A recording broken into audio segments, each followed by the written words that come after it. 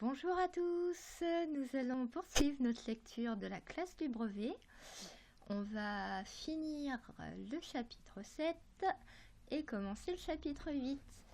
Alors, à vos fauteuils, détendez-vous. Et on est parti.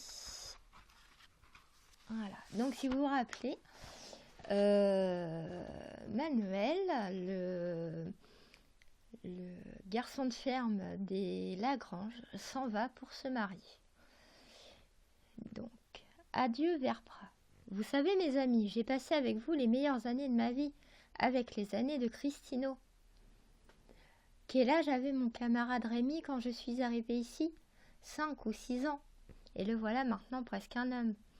Vous vous doutez que je n'ai pas grand envie de devenir fermier du curé, et que l'Étiennette n'est pas mon idéal féminin. Mais on a envie de se fixer une bonne fois tous les deux. Les femmes, comme les figues vertes, mûrissent à force d'être touchées. Et puis, avec le nouveau statut du fermage, voté par l'Assemblée nationale, on serait à l'abri d'un coup du sort. Enfin, cette veuve, je l'ai dans la peau. Elle m'a mis le marché à la main et je n'ai pas su dire non. Elle m'a donné un délai de réflexion de 3 mois, ce qui est bien généreux de sa part, mais elle en avait aussi besoin pour s'arranger avec le curé. Le délai finit cette semaine, et plus je réfléchis, moins je sais quoi vouloir. Quelques jours plus tard, il redevint tel que Rémi l'avait toujours connu, insouciant et gai, sifflant un air espagnol ou fredonnant une chanson française, avec une préférence pour la vie en rose. Que reste-t-il de nos amours, la belle de Cadix et Clopin copain? Et dur à la peine, bon avec les animaux, tendre avec les enfants et les jeunes filles. Rémi supposa qu'il avait dit oui à la veuve et que la date du mariage était peut-être déjà fixée. Il posa la question à Manuel et en réponse le rire sauvage de l'espagnol effaroucha une bande de pigeons qui s'envolèrent à grands coups d'ailes. Non, non, non, mon camarade, rien n'est fait. Je n'épouse pas la veuve, du moins pour le moment. Figure-toi que le curé ne veut pas d'un communiste comme fermier. Et, pour l'Étiennette, il a l'idée d'un meilleur parti, le directeur de l'école.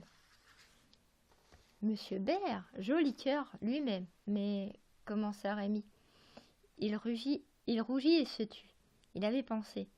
Maintenant que vous l'avez photographiée toute nue, comment pourrait-elle épouser Monsieur Bert? C'est un peu plus tard, vers la fin de l'été, que Manuel raconta à Rémi l'histoire de Marie-Marie et du pilote américain.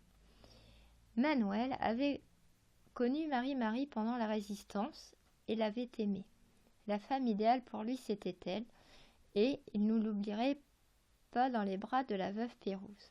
Il la décrivait avec lyrisme et admiration, dans ce français presque parfait qu'il tenait d'une grand-mère angevine et de ses études à l'université de Salamanque en 1930.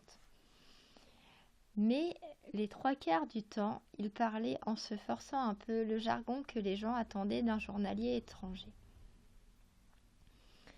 Rémi se représentait la jeune femme en mêlant ses propres rêveries, les portraits que traçait son ami. Ses yeux d'un bleu indigo, très grands, comme dilatés par un spectacle mystérieux qu'elle seule pouvait voir, s'étiraient presque aux tempes, recouvertes par de lourdes mèches brunes. Sa bouche large et charnue, qui prenait beaucoup de place dans le visage un peu long. Rémi se passionna pour la rencontre de Marie-Marie et du major John Dixby, un pilote américain abattu par les Allemands, à moins qu'il ne fût agent de la Gestapo. Cela se passait à l'automne 1943, 5 ans plus tôt. La jeune femme avait été chargée par son réseau de résistance d'aller le visiter dans une maison perdue où il se cachait en attendant d'être évacué vers l'Espagne. Elle avait vécu 2 ou 3 ans aux États-Unis. C'était à elle qu'il incombait de découvrir la vérité, de décider si l'homme était bien un Américain ou un agent ennemi infiltré dans la filière d'évasion.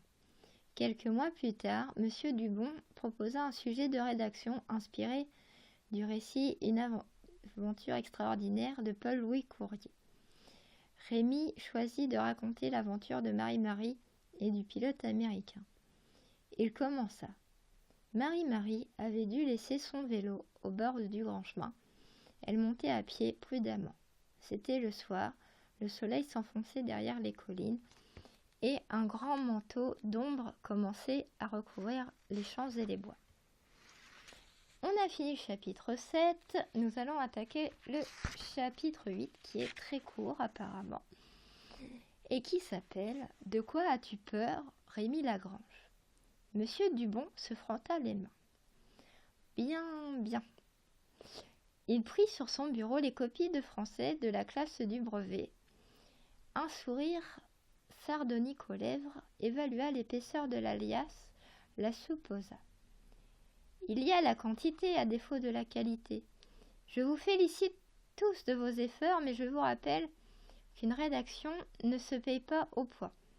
Les copies à la main, il déambula dans la salle, un peu sombre malgré les 6 grandes fenêtres. Le ciel au dehors était d'un gris épais, et le temps hésitait entre pluie et neige. L'hiver, le temps des belles lectures, dit M. Dubon. Heureux ceux qui ont lu l'été dernier Madame Bovary de Flaubert. Ils pourront passer à Jules Verne, à Gaston Leroux, John Dickson, car ce sera très rafraîchissant. Mais je n'en vois qu'un. Oui, non. Il se gratta le cou sous son col de chemise ouvert, puis examina la travée de fille, sourcils froncés, nota la sente de Zanotto. Ah ah, pas de brevet élémentaire aujourd'hui. Il lut les 2 sujets qu'il avait proposés d'un ton gourmand, comme s'il les découvrait soudain. Sujet 1. En vous inspirant du récit de Paul-Louis Courier, étudié en classe, racontez aussi une aventure extraordinaire que vous avez entendu relater ou que vous imaginerez. Sujet 2. Il promena sur les élèves son regard mi-sévère, mi-moqueur. Celui-là n'était dans mon esprit qu'une roue de secours pour ceux qui se trouveraient en panne d'imagination. Racontez un livre que vous avez lu récemment et dites pourquoi vous l'avez aimé. Eh bien, un peu plus de la moitié d'entre vous sont tombés en panne. Ainsi, à ma grande surprise, Mademoiselle de la Vallée, qui a lu Les Hauts du Hurlevent d'Émilie Brontë, et en parle fort bien, 16, et Monsieur Lefranc qui s'extasie avec un certain talent, je le reconnais, sur le chef-d'œuvre de Flaubert, 15. Il distribua les autres copies sans annoncer les notes qui tournaient autour de la moyenne ou plongeaient très au-dessous.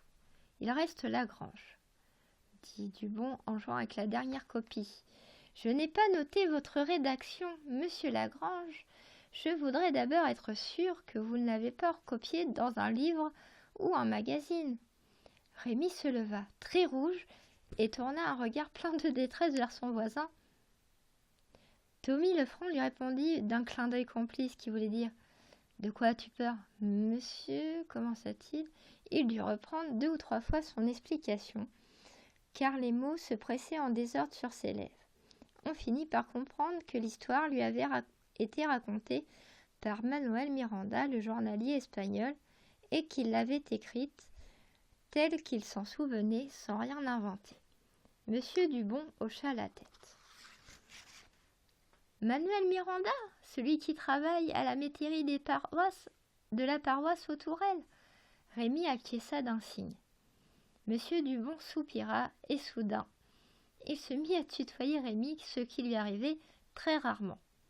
Tu ne t'étais guère distingué depuis plus d'1 an que je te connais, Lagrange, sauf par une excellente mémoire dont je te félicite. Tu comprendras donc ma surprise. Alors, il va falloir que je partage la note entre Manuel Miranda et toi. 8,5 pour chacun. Quelques rires fusèrent. Rémi baissa la tête. Monsieur Dubon ouvrit la copie, la referma, parcourut la première page du regard, fit « Cette phrase, par exemple, tu es vraiment sûr de l'avoir trouvée toi-même ?» Je lis. Elle était vêtue d'un long imperméable beige et coiffée d'un chapeau de paille trop grand.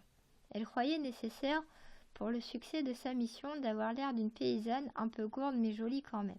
« Oui, monsieur, dit Rémi très bas. « J'en suis sûre. » Dis-le plus fort.